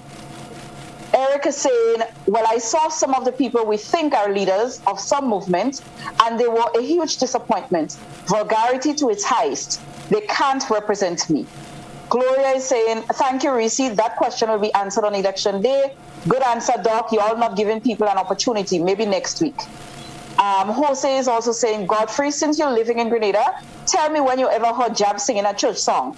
It's always been cursed words. Since I was a little boy, especially on the Tuesday evening in Sotes, even the Jab reading from the Bible. Gloria is supporting Scholar with his point. Dolores is saying the rum loosens the tongue. Let's see again. Cynthia is saying, out of the abundance of the heart, the mouth speaketh. Jose is saying, I think Godfrey's problem is a COVID time and certain behaviors should not be tolerated. But you have to remember, this country is now like a hot balloon waiting to explode, especially where election feelings seems to be in the air. Let's see again. Princess is saying, Jab used to spell the words. Let's see, Anastasia is saying, Godfrey, I agree, too much lawlessness.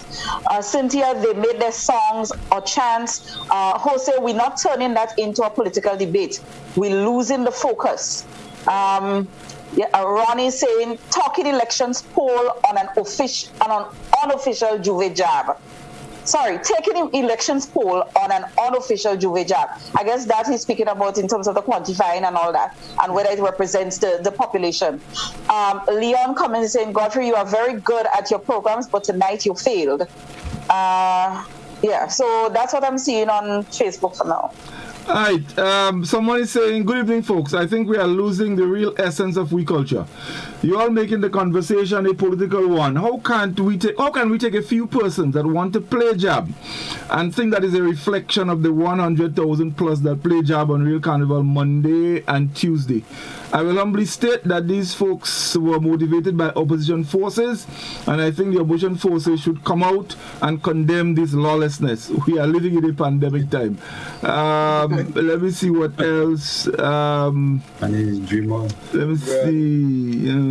Godfrey, while you're looking for comments, I'd like to add, I know where the callers, the commenters are going with the whole political tone of the program. And with that, I would like to say that when we speak about the authenticity of the Jab, in other words, the original way and portrayal and all of that, I think from last year, because this is a comment that I would have made from last year's illegal carnival, you had the drums in action, you had the conch shell and the bells, the pan and the bottles and all of that, and the chants, and you had more black than paint, right? So since then, I've been saying that this is something that we need to look at. We need to look at how is it that since we are the land of the Jab, we are Jab Nation, that we can allow our children to experience the authentic jab. So I'm looking at it from the perspective culturally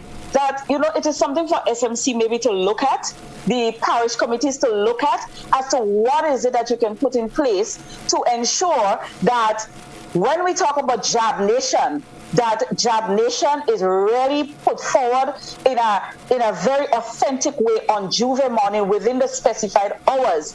Give it that set of hours so that we can see the authenticity of the Jab and not what we see today, which is everybody who can get a DJ and a truck would play music, artists sing, and you have Jab collared bands, just masqueraders in old masks, everybody just clump up together going behind a DJ. Outside of it being illegal and all that, there was something to enjoy, something to admire about what we saw in terms of the portrayal of the authentic, as close to, because I saw the spelling, I saw the Bible being read upside down, and all these things are very historical. They are very meaningful. They are deliberate. They are not things that people just do. And it's an opportunity for us to educate while giving the Jab its fair chance. Like when we close off our fancy mass and we close off our different things, let us put rules in place to make sure that the Jab is played in an authentic way when it comes to Juve. So that's it for me. Cultural, it's not political. Let's go to the telephone. Oui Culture, good evening. Hi, good evening. Yes, good evening. I may just have a little edge on you people because of my age, but let me just indicate to you that what has happened this year, and I understand there's a pandemic, but that also explains why the only mask that came out may have been the Jab, right? Now, Jab has always been a mask that is expected to offend some people. Let me see, before 1970-71, which was the period of mass jab, before that, you had jabs in small amounts going on. The major thing they did would have been to read the Bibles upside down. They portrayed the devil. They were lewd. In fact, as a little boy, my mother wouldn't like when I followed them around because of the things they said. And that was the original Jab. So something that no one else would say, a Jab would say. In fact, because of the power of the church then, the politicians wouldn't criticize the church. No one would. The only person that would actually criticize Christianity and the church would have been the Jab. More or less mama guy in the church. And that was because the church was power. Right. That's one. Secondly, when E.M. Gary got to power in 67 and did whatever he did, I've heard somebody on this program say he did nothing, but whenever he did what he did, right, in opposition to him, in around 1970, 1971, the Jab came out in mass. That was where mass Jab started. And in fact, what they were singing then was probably a little bit worse than what was sung on Monday and Tuesday. Whatever Gary did to Belma, etc., I can't say it on the radio now, but I can tell you, if you're looking for lewd, more lewd things would have been said then than even now. So that is the nature of the mass. I know when Braffett was in power, you would have heard, I can repeat some of the lewd things that was said about him.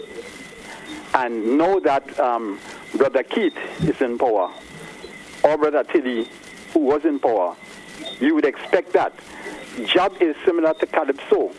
Now, I know Brother Scholar is on the program, and on several occasions when Brother Scholar or Beast would have won, you would hear some folks saying that the Calypso good boy was too lewd, but that is the point. The point is that at Carnival, you can say the things that a lot of people may have in mind to say, but no one says them other than Carnival, be it the jab or be it the calypso. So I think there's a good amount of misunderstanding. And as I said, I understand the situation with the COVID. And jab is against everybody, including COVID. And it is the time when, even if something sounds stupid or is wrong, it is okay to say it. And that is the power of jab. And I refer to it now as the power of jab. And that is probably something that is healthy, that at some time in the year, if it is 1 or 2 days in the year, there are persons who are willing to say things that will shock everybody, surprise everybody, but a lot of times it's the truth that a lot of other people would want to say, and they won't say it because they're decent, or I feel I'm decent, or I wouldn't do that. So I think there's a good amount of misunderstanding relating to what the mass is. I'm told before my time that prior to the 60s, and even how this started up, is with the slaves wanting to say things about the masters, bad things, and the only time they could say it would have been at Carnival time. So I like I said, I've heard a lot of the comments, and a lot of the comments is that people either don't understand, were not around, or don't remember what jab is all about. Sorry for being a little lengthy. Thank you. Thank you, Kola. Thank you very much indeed. All right, 435-2041, and you guys want to comment on what the gentleman said? Well, I would like to. I am with the gentleman, because the whole purpose of jab, one of it is to basically provoke polite society. So how do you do that?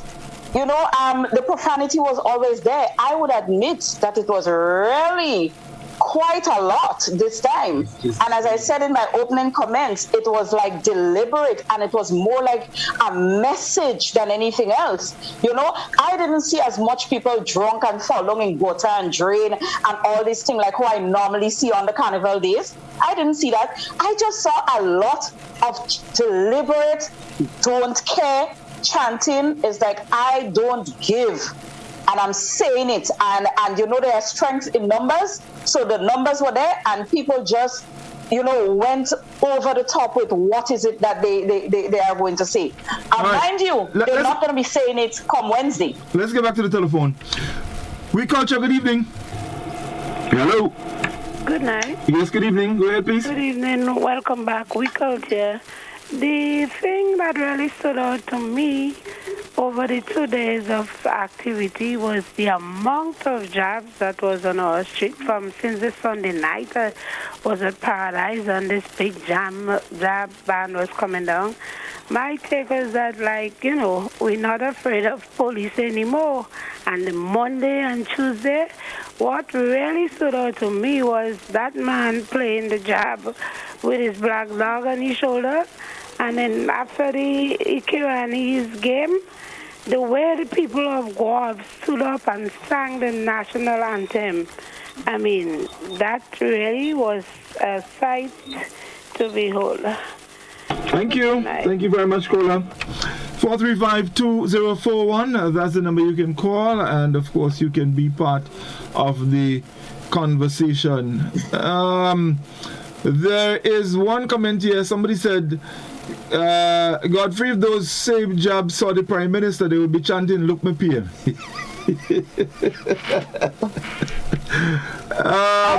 Someone else said, I'm in my 60s, and from ever since I know jab, one of the hallmark, well, of course, it's bad word. The language, it's bad word. All right, let's go back. Oui Culture, good evening. Godfrey. Yes, sir. Good night. Godfrey, after the Monday and the Tuesday, you the same man about trouble in the democracy, you know. But you're twister, you're a twister, man. Colin speaking good, you know. But you're a twister, because you're the same man about trouble in the democracy. Oh, gosh, man. Godfrey, catch yourself. You understand? And listen to them people tonight. Okay. I think it's way past our bedtime. Anyway, 435-2041. 204. We have time for a couple of calls. Let's see if we can get a couple in. We Culture, good evening. Hello? Hello? Yes, good evening, caller. Go ahead. Hello? Hello, good night. Yes, good evening, go ahead. Yeah, I'm just calling to inform the panel that I'm calling from Lafayette. And the contribution that Mr. Livingston Nelson have made, a lot of people had been very much educated. They were very much informed as to the advice he has given to them, even prior to the jab and also during the playing of the jab, because he could have advised them that once you play with the placard, it means that you are protesting. So even if the police come to arrest you in a court of law, it could be defeated because it wouldn't just only seem as playing the mass, but also you are protesting against something. And also many of them are very much pleased with he himself, with the contribution he had made in doing so many of the placards and to send it to some of the people who are playing the jab in Lafayette.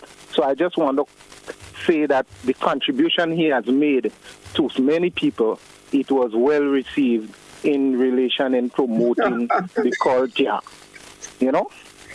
Thank you so much. Thank you, caller. Thank you very much indeed. 435 let's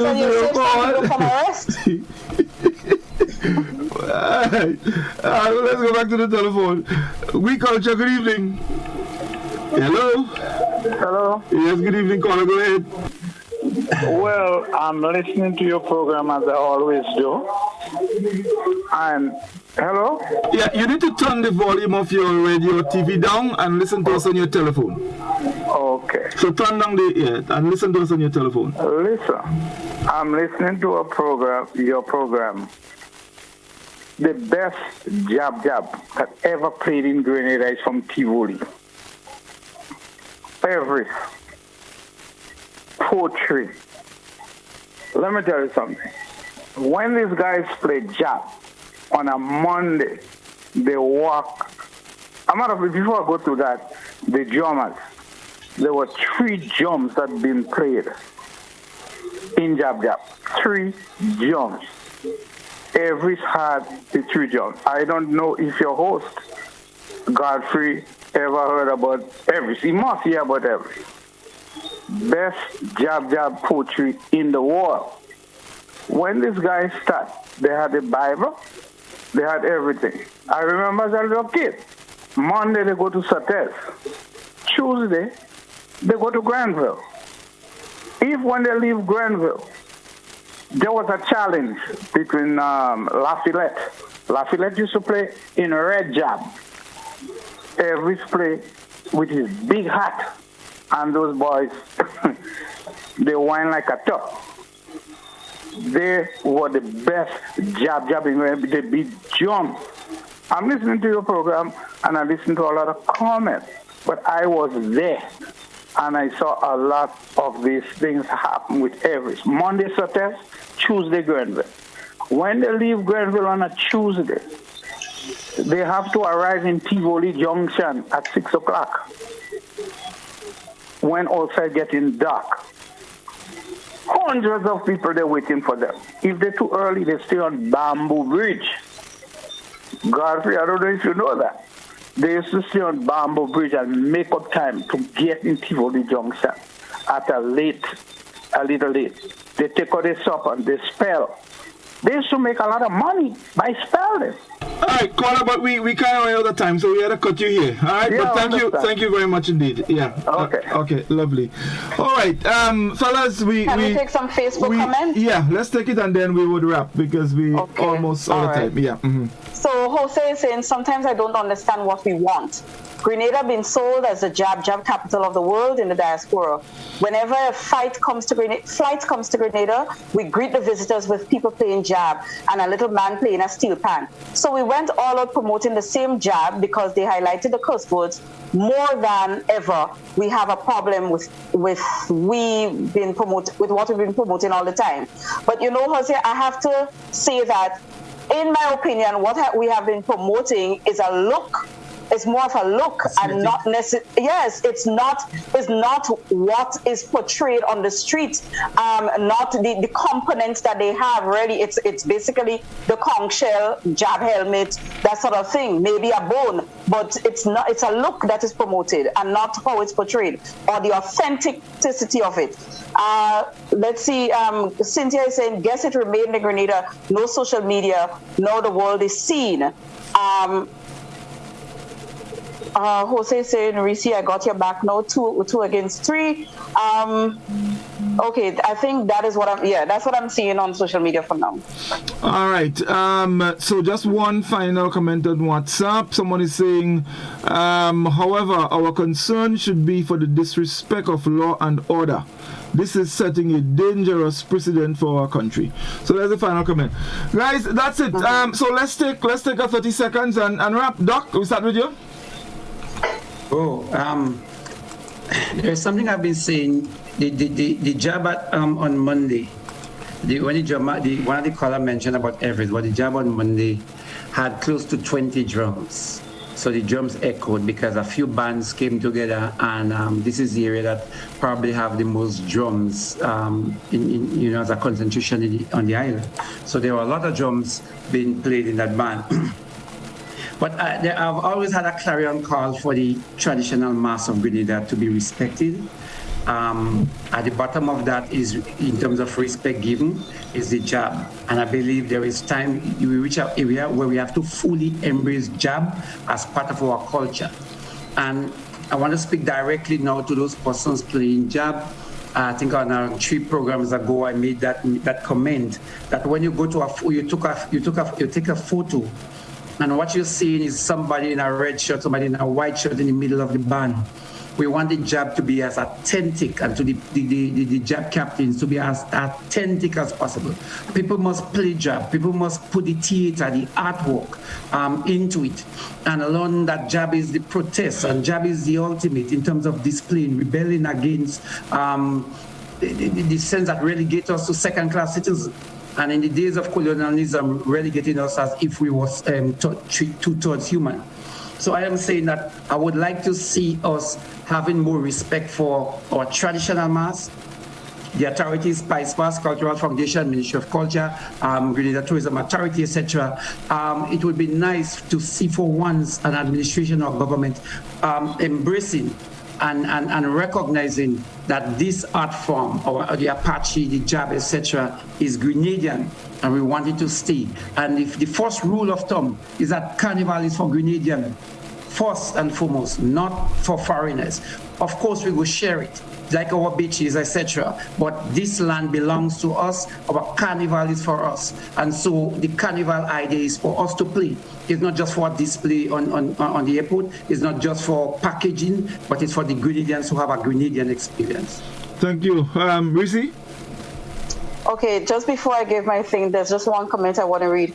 Jose is saying, I think the way the government handled the rejection from the people who refused to take the vaccine, and they came down with I will punish now. So they took away the 2 holidays and Carnival, but we must remember that the PM, along with the minister and the other Dr. Mitchell and Martin, said, if you want jab, take the jab. So we don't know who that the jab play. Well, we don't know who take the jab or so the jab play. Anyways, tonight the program, I have to admit with some of the commenters that yes, it had a very political intonation to it in terms of what we focused on, but there was a lot of things to deduce from that culturally. the kind of people that we are, how we behave when pushed in a corner. The whole thing about when is it that when you I'll give you an example. When a child, a toddler, hearing obscenities, say an obscene word, the worst thing a parent could do is slap them, tell them about it, tell them don't say it. That is when you're getting it in abundance now. There are some things that you have to just leave alone. And I have to agree with Jose. The amount of focus that was placed on jab and jab alone, only jab, during the build-up to what would have been a carnival, if there was a carnival, it really fueled jab. It fueled people who were not necessarily jab players to become jab players and to turn out in their numbers and to say a lot of things and to go over the top with it. But in the mix of that, we got the opportunity to see what our jab product can really be. And I am just looking forward to whenever there's a legal carnival again, that there are rules that will be put in place that we can see jab in its authentic form. And there are certain things, as Livingston would have said, we have to respect the jab. I'm not talking about respect the jab in this situation where you have, COVID, you have curfew, you have things and people are just doing what they want. I'm not talking about it in that context. But respect the jab as the thing that you consider to be so different within our carnival compared to other carnivals. And don't have it as the jab when it doesn't suit you and the jab when it suits you. Let us have some respect for it, and that's how I see it. All right, Finley. Yeah, well, this was a good one. Plenty came out of it, and let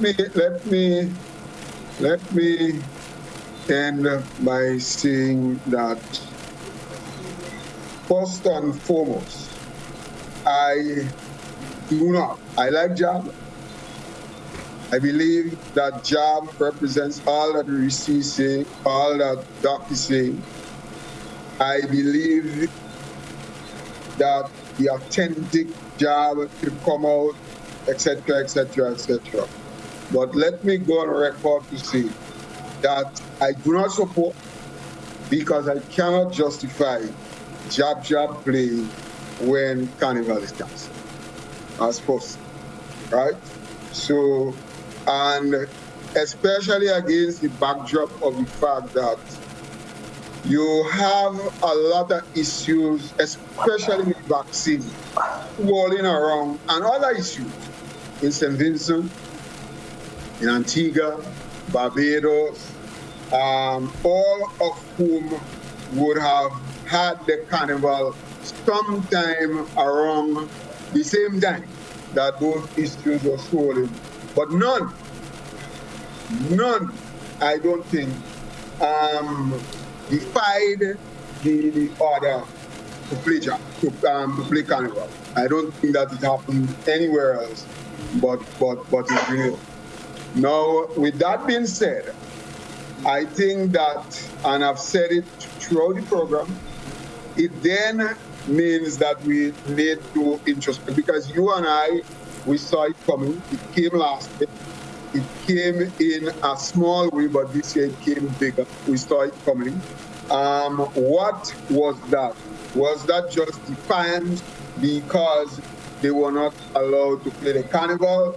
Or was it that all of the conundrum of issues came to a head, and so the jab was played as that vehicle and people needed to let off? If that is so, what happens later? I saw a commentary, well, not a commentary, but many people commented that it seems as though people get, they would defy authority and do all of these things, civil disobedience, only if you tell them they can't play jab. But anything else, they ain't game. And I think it is from that standpoint that we have to look at this going forward. What exactly does that mean? I think that the program would have taken on a political slant because we are speaking of defiance and defying authority. And the authority here is the politician. So it was unavoidable. And I cannot say that this is something that I did not expect, or we were not in line, and we have to bring it back to culture and whatever. This is what we would have been discussing, and it had to come up. But I think, Godfrey, the real question is, what does that mean? And if this means that this is the trend, then, I mean, we're in for a rough ride. And so, hopefully, you would think that this is not the trend, and this was just a flash in the pan. People think, as how a lot of people believe, they just beg and they want to play the jab, and they defy authority, and then things will come back to normal. So I am taking a wait and see attitude, but I don't know. I'm still asking the question. I get the answer yet. What can we deduce from that? That defines that results. Thank you. My position is I have no problem with jab. I like jab, but I like jab when jab is supposed to be played. And so I detest the whole idea of people wanting to play jab every weekend and breaking laws, because when that kind of behavior starts, and Doc made a comment earlier where, things start and then it's the groundswell rises. You see, when we start breaking laws and it goes unnoticed, or we justify it as culture, in this case, I have a problem there. And so, as much as I love jab, I have played jab. I played jab already. And I don't know if I would play again, but I've played jab before. I like jab. But I like... Listen, I'll cut all here before you and hush. If all you and hush, let me take my 30 minutes, I'll cut off all here. All you had, all your chance, all you shut me up, Ollie. Right now, hush, all your mouth. Hush. Sit down there and hush. So, I encourage people to be involved in Carnival, in jab, in all kind of mass, but at the designated time. I am not going to condone the breaking of laws and the playing of jab. We saw what happened in Pearls. There was stabbing in Pearls. There was a stabbing in Sotes. And these are things that, when one happens, is one too much. And especially when you consider the circumstances under which they happen. So, this is my issue. I also don't believe that what happened Monday and Tuesday was the general consensus of a large part of the Ghanaian population. I still maintain and I believe that there were people who were being defiant. The government said no jab, so we go play jab. And for me, this is what I believe. I don't, scholar, hush, and let me finish. Hush, let me finish. Listen to me. Let me finish. Bro. I just want to ask you something. Go ahead, ask. What do you think is the general consensus of the majority of the people? I do not know, and that is the point I'm making, and that's why I was asking. But this is why I was asking the question. I asked the question about 4 times tonight, and none of any good answer. But that you don't believe. So you believe? I do not know. I don't have an answer. What is and so believe that, but you don't believe. No. I don't believe that you have to believe something. No. I believe, as Risi said, the answer may come on election day. Guys, thank you. Thank you very much. Thank you, folks, for your calls, your contribution. We're looking forward to being with you next Friday on We Culture. Do have a good night.